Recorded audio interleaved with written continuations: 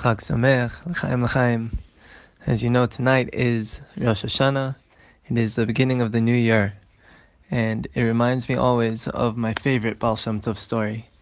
The way the story goes was that there is this man who we'll call Shmulik. And Shmulik was a big chassid of the Baal Shem Tov. And he always wanted to go and spend Rosh Hashanah by the Baal Shem Tov, as is customary of chassidim, to go and be with their Rebbe. And Shmulik was never able to. He never had the money. But one year, he did have the money. And so he managed to make the 6-day journey to go and visit the Baal Shem Tov. And so he did. And he went for these 6 days to go see the Baal Shem Tov. And he arrived there in Mezhebush just the day before.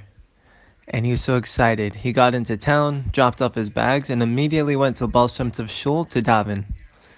When he got there, he was so excited, giddy, and he saw everyone crowding in there. The place was packed like sardines.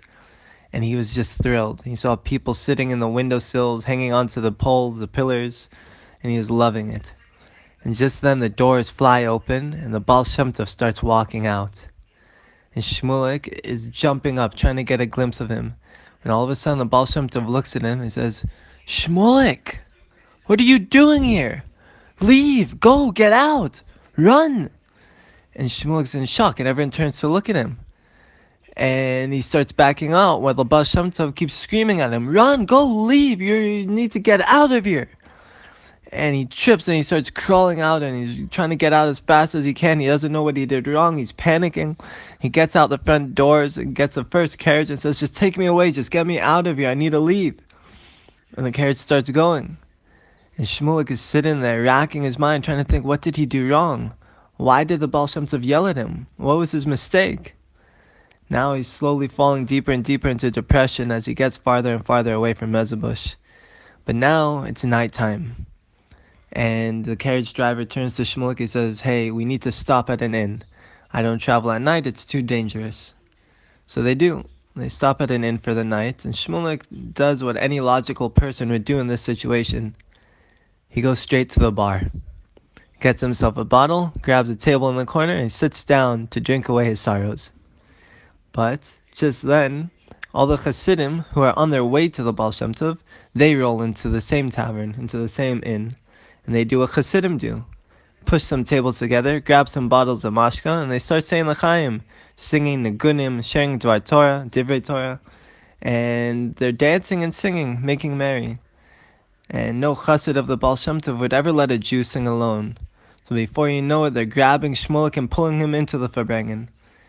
And sure enough, Shmulik says l'chaim, they all start singing, dancing, giving divrei Torah, and Shmulik is having a ball. Next day, he wakes up back in the Baal Shem Tov shul.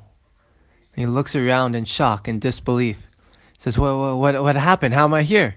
They said, "Oh, we were singing, we had such a joel last night, and we convinced you to come with us to the Baal Shem Tov for Rosh Hashanah."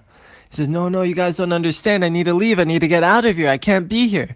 Just as he's saying those words, the doors fly open. And he says, "Oh, no." And the Baal Shem Tov walks out. And you see him crank his neck and look right at Shmulik. He says, "Shmulik, thank God you're here. Baruch Hashem, you made it." And now he's in shock, and all the guys he's with are looking at him like, "Who are you, man? What's your deal?" After they daven in the morning, Shmulik follows the Baal Shem Tov into his study. And he says, "Rebbe, what's going on? Well, yesterday you were yelling at me, screaming at me to leave, and today you're happy I'm here? Please explain to me what's going on." So Baal Shem Tov says, "Look, I'll tell you exactly what happened. Yesterday when I saw you here in the shul, I saw the angel of death, the Malach HaMavis, right above your head. I saw that there's a decree in heaven that you weren't going to make it even to this Rosh Hashanah. So I had to think quickly about what I could do. In Jewish law, it's known that if you embarrass someone in public, it's considered as though you killed them. So I did my best to embarrass you in public, to kill you in a way. But as I saw you crawling out of the shul, I saw that it didn't work, and the angel of death was still following you. But when I saw you this morning, I realized what must have happened. You must have gone to an inn or a tavern and started drinking. And my chassidim, who are on their way to me, would never let a Jew drink alone. So you must have sat down and said l'chaim. And when three Jews sit together, that's a Beis Din, that's a Jewish court. And when you say l'chaim, you're not just saying a stam word, you're making a decree, an oath to life. And so when I saw you this morning, I couldn't help but be thankful to the Creator of the heavens and the earth for reverting the decree and giving you life. So may we all have a very holy, spiritual, and meaningful Rosh Hashanah. May we have a sweet new year and be written and sealed in the book of life. Chag Sameach.